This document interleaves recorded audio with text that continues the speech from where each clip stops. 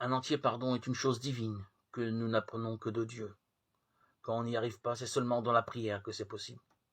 D'où la nécessité de demander cette grâce du pardon, la nécessité de la prière. La prière qui demande la grâce du pardon. Sans toi, Seigneur, je n'y arriverai pas, mais avec toi, pourquoi pas? Entendre le Christ qui nous dit, mais est-ce que tu veux que je t'aide?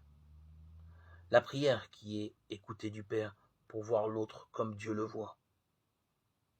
La prière aussi qui est prière de bénédiction. On demande à Dieu de bénir la personne qui nous a blessés. Si on ne peut pas réellement oublier, on peut toujours prier pour la personne qui nous a fait de la peine.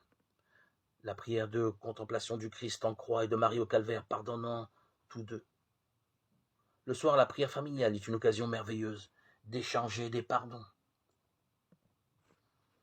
Aimer, c'est être capable de dire, de se pardonner l'un l'autre, de dire tous ensemble une prière l'un pour l'autre.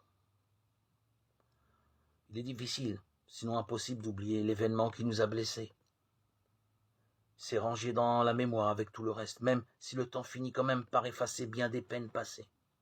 Par contre, il est possible de voir tomber la rancœur, le désir de vengeance, la pratique dans le renouveau de la prière de guérison peut nous réconcilier, effacer l'événement de la mémoire, le rendre moins douloureux et permettre de le vivre comme extérieur à soi. Je n'aime pas dire que la faute est effacée, mais plutôt qu'elle est dépassée. Il ne s'agit plus de gommer la faute, mais d'aller à la page d'après, de témoigner qu'on est enfin libéré.